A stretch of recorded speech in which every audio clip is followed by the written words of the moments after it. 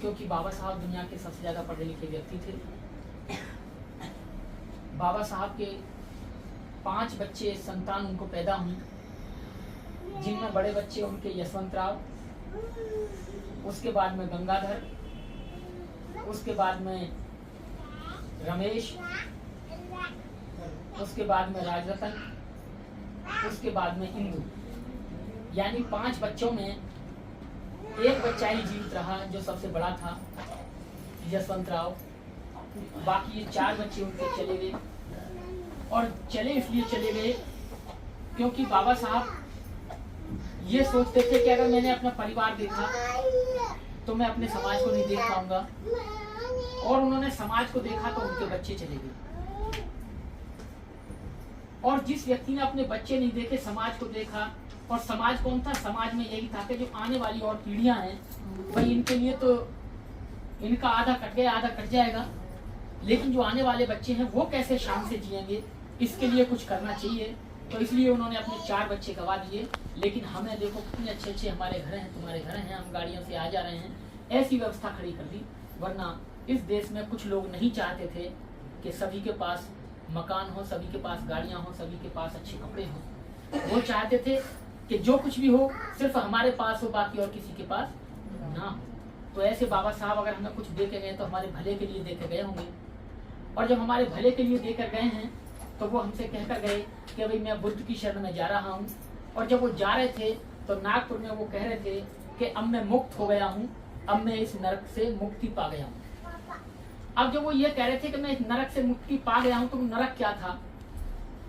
वो नरक यही था कि आप जिस पुरानी व्यवस्था में रह रहे हैं आप उससे निकल जाओ, और जब आप पुरानी व्यवस्था से निकल जाओगे तो आप ये समझो कि आप नरक से निकल गए। यानी कि आप बाबा साहब जो पुरानी व्यवस्था है उसको नरक बता रहे हैं। ये मैं नहीं कह रहा हूँ, ये बाबा साहब कह रहे हैं नागपुर में कि मैंने नरक से मुक्ति पाली है, मैं हल्का महसूस कर रहा हूँ, अब मैं स्वतंत्र हो गया हूँ, आजाद हूँ। यानी बाबा साहब जो पुरानी व्यवस्था है उसे नरक बता रहे हैं, और जो बुद्ध की व्यवस्था है उसे स्वर्ग के समान बता रहे हैं, यानी अच्छी व्यवस्था बता रहे हैं।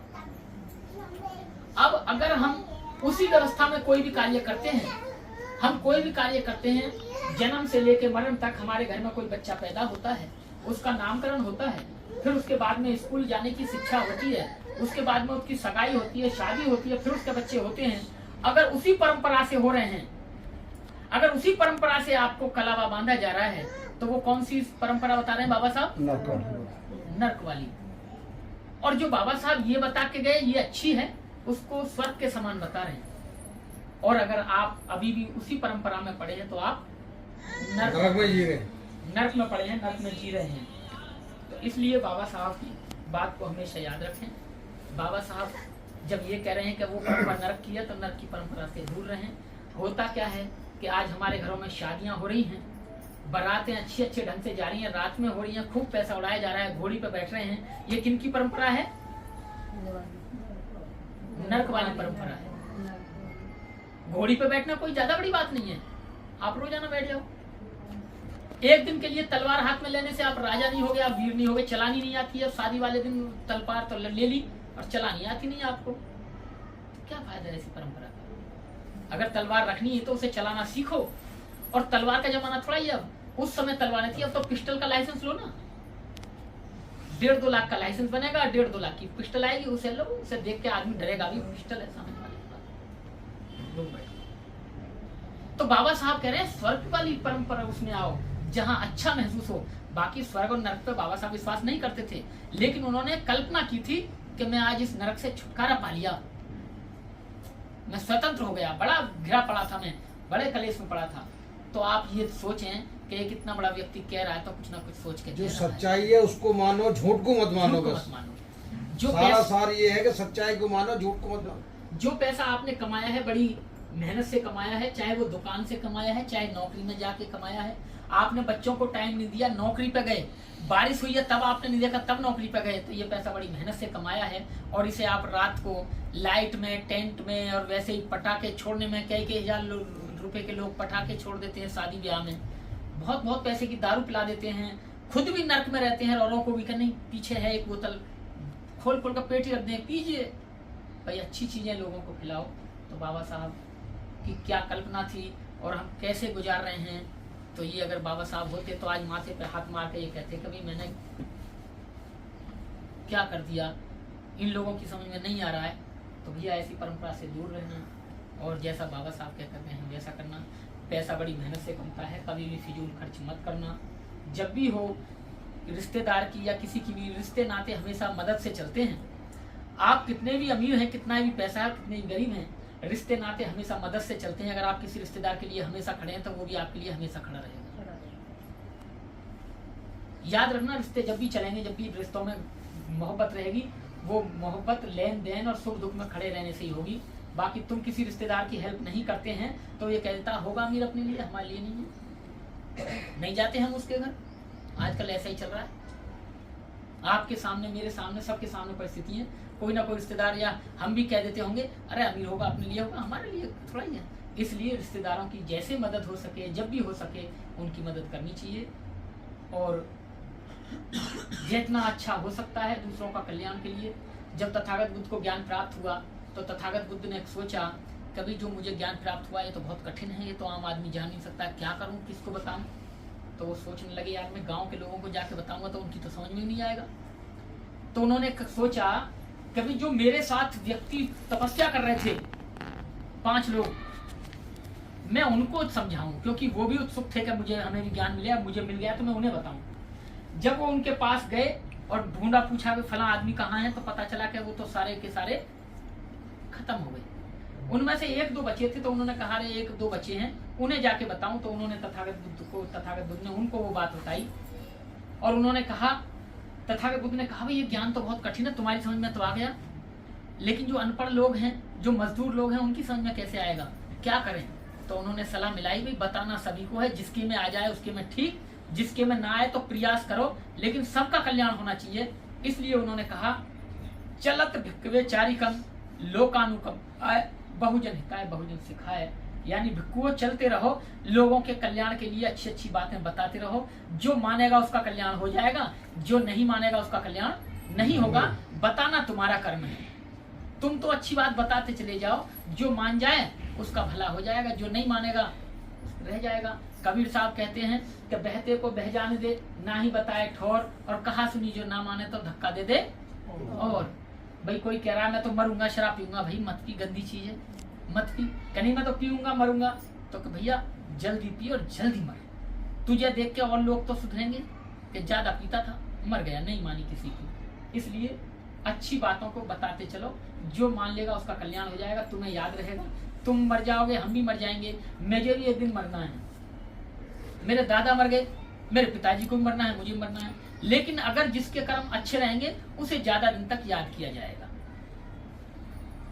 उदाहरण बतौर ये है कि मैं पेशे से गायक हूँ, मैं गाने गाता हूँ, यूट्यूब पे मेरे गीत हैं। मैं आज भी मर जाऊं, कल मर जाऊं, परसों मर जाऊं, लेकिन मुझे कम से कम 20 साल तक तो मेरे गानों को सुनेंगे, लोग याद रखेंगे, अच्छे अच्छे गीत। तो इसलिए अच्छे कर्म जरूर करो ताकि लोग आपको आपके जाने के बाद याद करें।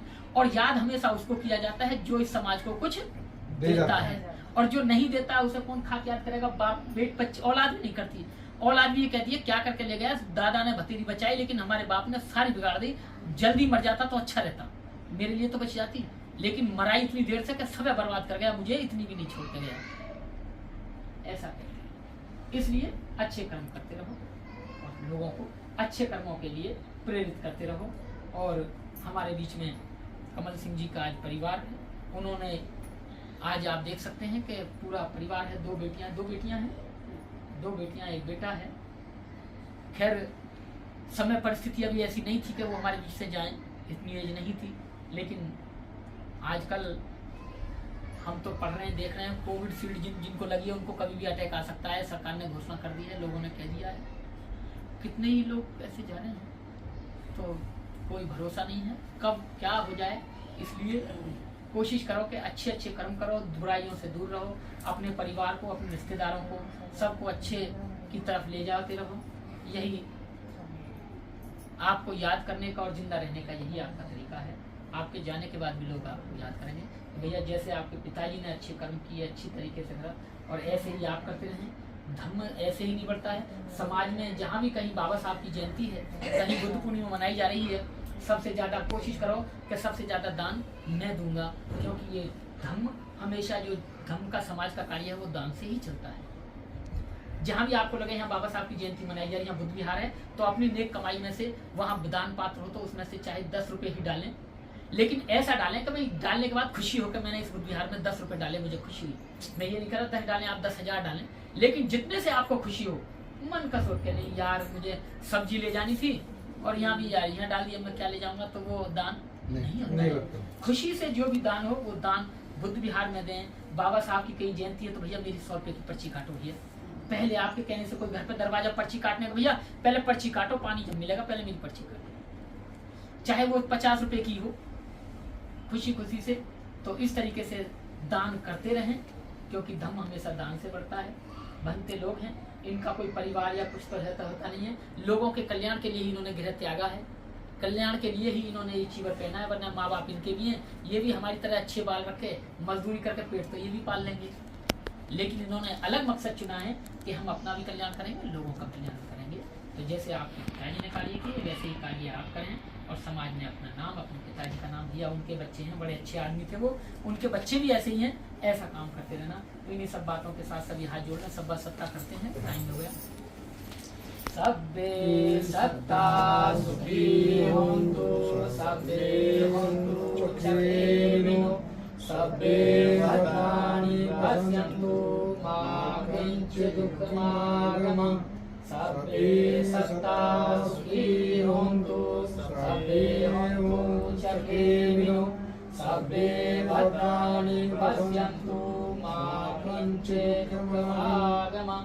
सब्बे सत्ता सुखी होन्तु, सब्बे होन्तु सुखिनो, सब्बे भद्राणि पश्यन्तु, मा किञ्चित् दुःखमागमः। साधु साधु साधु। सभी बोलेंगे मेरे पीछे पीछे। दुनिया के सभी प्राणी सुखी हों, दुनिया के सभी प्राणी सुखी हों, सभी का कल्याण हो, सभी का कल्याण हो, सभी को कल्याण का मार्ग मिले, सभी को कल्याण का मार्ग मिले, किसी को कोई दुख ना हो, किसी को कोई दुख न हो। दुनिया के सभी प्राणी सुखी हों, दुनिया के सभी प्राणी सुखी हों, सभी का कल्याण हो, सभी का कल्याण हो, सभी को कल्याण का मार्ग मिले, सभी को कल्याण का मार्ग मिले, किसी को कोई दुख ना हो, किसी को कोई दुख न हो। दुनिया के सभी प्राणी सुखी हों, दुनिया के सभी प्राणी सुखी हों, सभी का कल्याण हो, सभी का कल्याण हो, सभी को कल्याण का मार्ग मिले, सभी को कल्याण का मार्ग मिले, किसी को कोई दुख ना हो। किसी को कोई दुख न हो। साधु साधु साधु साधु।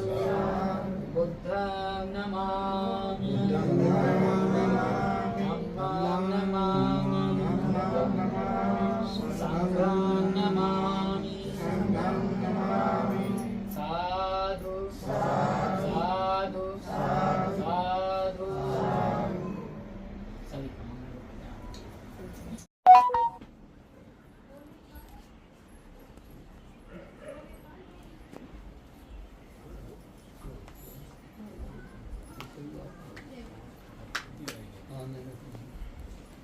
का नीचे आया था ये